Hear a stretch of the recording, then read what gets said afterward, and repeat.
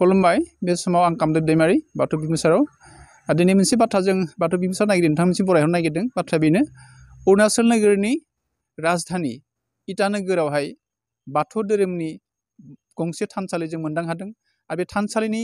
आथिखालनि थासारिखौ जोङो नोंथांमोननि थाखाय दिन्थिफुंनो सानदों आरो आथिखालनि थानसालिया मा रोखोमै दङ बेनि माखासे दैदेनगिरिफोर दं बिथांमोननि माखासे बाथ्रा लागोन बे समाव जोंनि केमेरा पार्सनखौ जोंनि मोनफ्रोमबो थानसालिनि जा महर बेखौ आं दिन्थिफुंनो खावलायदों बे अबस्थायाव बेबायदि थानसालिया जानानै दङ नोंथांमोना नुदों अरुणाचलनि राजधानी इटानगरनि बे सोहोरावनो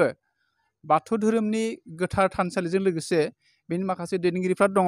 आरो बिनि माखासे थासारिखौ नोंथांमोननो दिन्थिफुंनाय जाबाय लोगोसे बे समावहाय जोङो बे इटानगर ओनसोलनिनो माखासे बे धोरोमनि थानसालिनि दैदेनगिरिफोर दङ जों थानसालिनि दैदेनगिरि बिथांमोननि माखासे बाथ्रा लानो होदों थानसालि लुफुंनाय बेलायावहाय जिहेतु नोंथांमोना इटानगरनि बेबायदि नोगोराव जि थानसालि लुफुंनाय धोरोमखौ सिबिनो हादों बेनि थाखाय नोंथांमोना मा फोरमायनो नागिरदों नैबे जों दा इटानगर बाथौ गौथुम थांनाय 2006 मायथाइनिफ्रायनो जों गायसनजेनदोंमोन निर्जुलि होननाय मोनसे जायगायाव जोंनियाव दा बेनिफ्राय जों गासैबो जों बाथौ सिबियारियाथ' दा बुंनो थाङोबा इटानगरनिफ्राय हमनानै ओरै बान्दरदुवा बेयाव माने गोबां दङ नाथाय किसुमाना दिनैसिमबो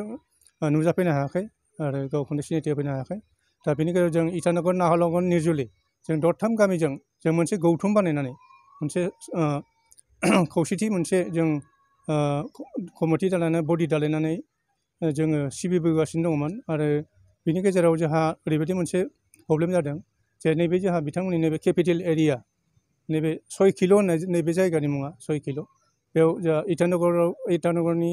बाथौ सिबियारि मानगोनां रायजो राजा बिथांमोना जोंनि फारसेसिम निर्जुलिसिम थांलाय फैलायनि हान्था मेलाया एसे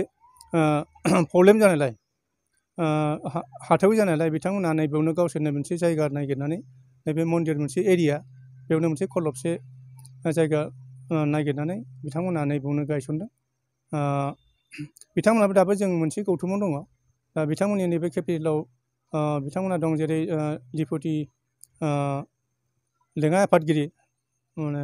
भाइस प्रेसिडेन्ट देबा बसुमतारी दं आरो जोंहा नैबे जइन्ट सेक्रेटारि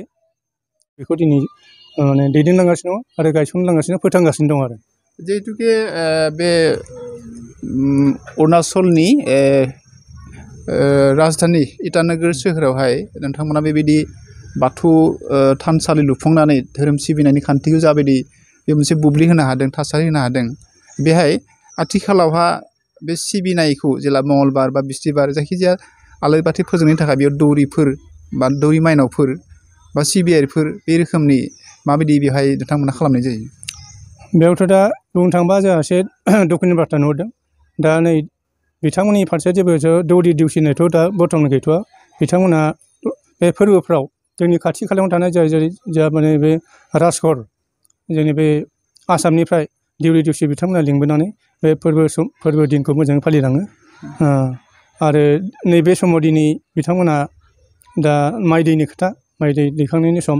बिथांमोना दा बे खाबुआवनो बिथांमोना माइ दै दैखांनो थांदों दा बिथांमोनखौ आं खबर हरदोंमोन नाथाय बिथांमोना नुजाफैनो हायासै अब्लाबो आं बाथौ बिदिनो अरुणाचल प्रदेश बाथौ गौथुमनि सासे गाहाय नेहाथारि हिसाबै नोंथांमोननि सिगाङाव नोंथांमोनजों नुजानो मोननानै बिथांमोननि फारसे बिथांमोननि सोमोन्दै नैबे जोंहा आफा बोराइ बाथौनि सोमोन्दै जि फंनैसो आं नोंथांनिसिम फोरमायदों बेखिनियाव जाहाथे गोबां गोरोन्थि जालांनो हागौ बिथांमोननिफ्राय सोरबा सासेखौ मोनब्ला जों मोजां जागौमोन आरो जेबो नंला दे बिथांमोना आंनो फोरमायहरदों नोंथांनो एसे जि हायो जि माने सारमोनजों माने एसे इन्ट्रडाक्सन होदो जोंथ' थांनो हाला होननानै बिनिखायनो मानो होनबा जों मोनसे गौथुमाव दं दाबो दा बेखिनि आरो नोंथाङा होनदों ओनसोलनि जिफोर माने दैदेनगिरिफोर दङ लोगोसे बे अरुणाचलनि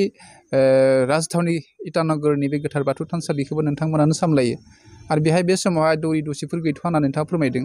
लोगोसे बेहाय जिथु मोनबा फोरबो धोरोमनि आसार खान्थि बायदिबा दोङो बे मोनबा फोरबोखौ बे थानसालियाव खुंफुंनाय जायो नामा नोंथांमोना औ बिथांमोनाबो जेरै गाजा गोमजा नङाब्लाबो जि सानैसो दङ